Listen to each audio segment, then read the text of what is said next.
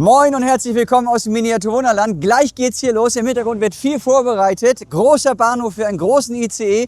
Der Wunderland ICE, der auch später klein im Wunderland fahren wird. Groß und klein vereint. Ein absolut emotionaler Moment. Ich habe kaum geschlafen. Wie es überhaupt dazu kam, das seht ihr jetzt. Es passierte nämlich viel im Vorwege.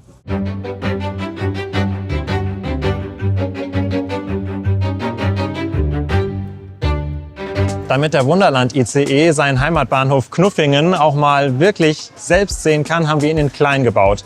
Das war in unserer Werkstatt tatsächlich gar nicht so kompliziert. 1, 2 Handgriffe und fertig war der Wunderland ICE.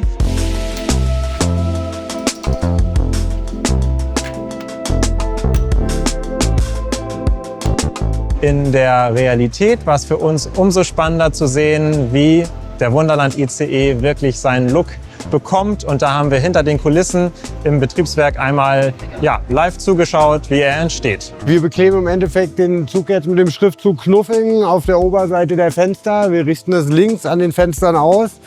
Und dann kommt unten auf den roten Streifen überklebt einmal der Schriftzug "Wir gratulieren 25 Jahre Miniatur Wunderland".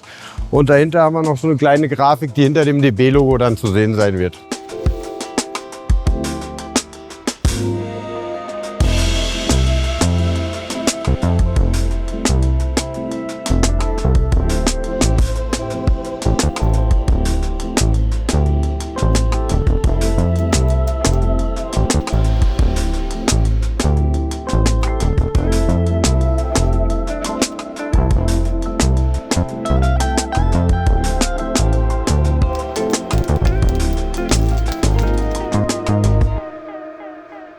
Der kleine ICE hat tatsächlich bei der Taufe auch eine besondere Aufgabe. Und zwar wird er den Wunderland-Look enthüllen. Er wird einen Vorhang vor dem großen ICE wegziehen. Und damit das auch klappt, haben wir eine große Trasse gebaut, damit er auch genug Schwung holen kann, um den Vorhang wegzuziehen. Wir bauen jetzt hier den Track für Freitag, das Gleisstück, das wir verwenden werden. Wolle hat uns hier schon wunderschön vorbereitet, Gleis drauf genagelt. Das Ganze wird 11 Meter lang. Die Länge brauchen wir, um auf Geschwindigkeit zu kommen. Ihr werdet mir jetzt dabei zusehen, wie ich das Ganze noch einmal von unten verdrahte. Theoretisch wäre es nicht nötig, denn wir haben hier schon Gleisverbinder, die auch leitend sind. Also theoretisch könnte man das auf einer Seite einspeisen. Aber wir machen das auch hier im Wunderland unter der Anlage so, dass wir immer genug Einspeisungen von unten einsetzen. Und damit am Freitag nichts schief geht, werden wir das auch hier so machen. Ist ein bisschen mehr Aufwand, aber es ist sehr wichtig. Es wäre sehr aufwendig, 11 Meter auf einmal nach Altona an den Bahnhof zu transportieren. Daher müssen wir das irgendwie so bauen, dass wir das Ganze wieder auseinander trennen können. Ich verdrahte das jetzt so, dass wir unten mit diesen Vago-Klemmen, die sind ganz cool dafür, am Ende 1, 2, 3, 4, 5, 6 Stücke haben. So kommen wir dann ganz entspannt nach Altona und auch wieder zurück.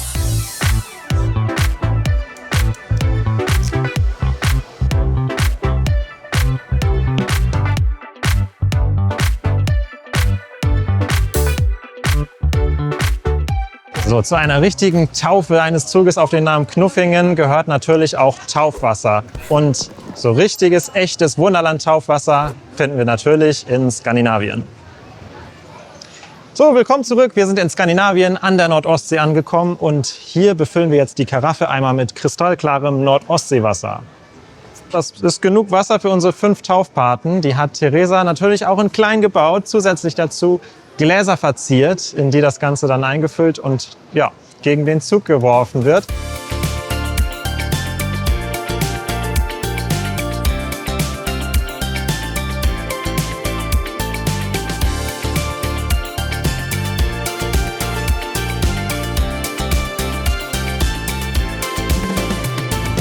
Und ich würde sagen, damit sind wir vorbereitet und sehen uns in Altona wieder. Und jetzt sind wir hier am Gleis. Es wird gerade aufgebaut und wir sind schon ganz gespannt. Gleich geht's los.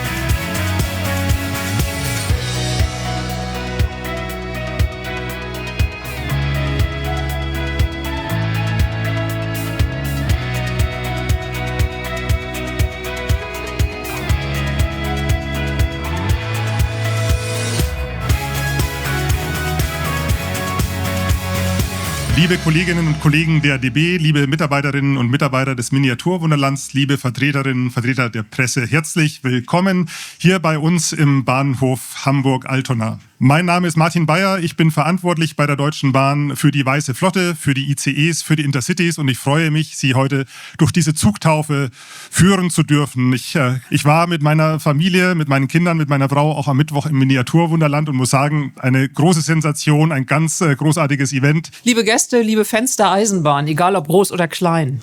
Wir feiern heute die feierliche Taufe unseres ICE 4 auf den Namen Knuffingen, der Hauptstadt des Miniaturwunderlands. Anlass ist das 25-jährige Jubiläum des Miniaturwunderlandes und es zeigt ja, dass heute viele Freunde, Fans der Eisenbahn da sind, die wir hier heute begrüßen dürfen, die eins eint: die Überzeugung und die Begeisterung für die Eisenbahn, egal ob sie in H0 oder in der Regelgröße 1435 mm Spurweite sind. Diese Bahn, die verbindet uns, seit wir kleine Kinder sind. Das Wunderland würde es nicht geben, wenn es nicht irgendwo in unserem Kopf Eisenbahn geben würde. Und ganz ehrlich, wenn man uns als Kind damals gesagt hätte, ihr sitzt in einem ICE später mal und da steht Knuffingen drauf, dann hätte ich das nicht geglaubt. Das ist unfassbar. Ein eigener ICE, unsere Namen, ein Fantasiename, eine Fantasiestadt. Das ist diese surreale Kneif mich mal. Und dass dieser Traum heute in Erfüllung geht, da haben viele Menschen was zu tun mit. Allen danke ich. Ich danke auch meinem Team, das heute hier ist und das da so wunderbar vorbereitet hat. Wir machen weiter im Protokoll und ich genieße diesen Moment. Dann würde ich einfach mal sagen, wir riskieren das und sagen, go. Der Zug fährt jetzt los und es klappt tatsächlich, weil der kleine Modellzug muss diesen schweren Vorhang, jetzt natürlich, der wird immer schwerer, halten und hoffentlich, Joachim, nicht schummeln. Alle in Position. So, und dann würde ich einen Countdown geben und bei 0 wird dann gezogen. Der Countdown fängt an bei der 3, 2, 1 und los. Und dann dürfen wir einmal am besten mit einem Schwung aus der Hüfte diesen Zug taufen und los geht's.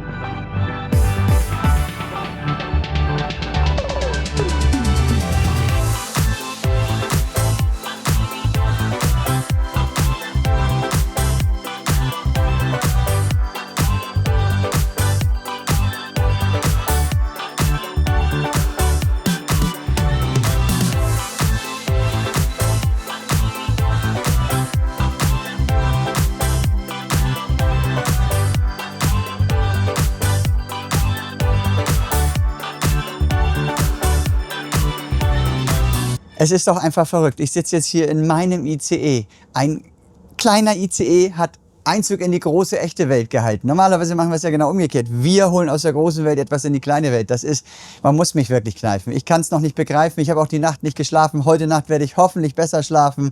Wir sind dankbar, dass ich das erleben durfte. Es ist ein absolutes Märchen. Und wisst ihr was? Ich bleibe jetzt hier sitzen. Ich steige hier nicht mehr aus. Denn dieser Zug fährt heute Abend, also für euch, Freitagabend ist er gefahren, nach München. Und macht eine ganz lange Strecke durchs Ruhrgebiet. Ich steige hier nicht mehr aus. Und falls ihr ihn also im Nachhinein jetzt schon gesehen habt oder so, dann postet doch mal ein Bildchen davon. Also der fährt jetzt seine Runden in Deutschland und ganz, ganz viele Leute werden das vielleicht wahrnehmen und vielleicht genauso lächeln und einen schönen emotionalen Moment haben, wie wir es heute den ganzen Tag haben. Das war's für heute. Ich hoffe, ihr hattet viel Spaß mit der Folge. Habt einen schönen Sonntag. Genießt den Sonntag noch, falls schönes Wetter ist. Seid draußen und macht's gut. Bis zum nächsten Mal. Tschüss.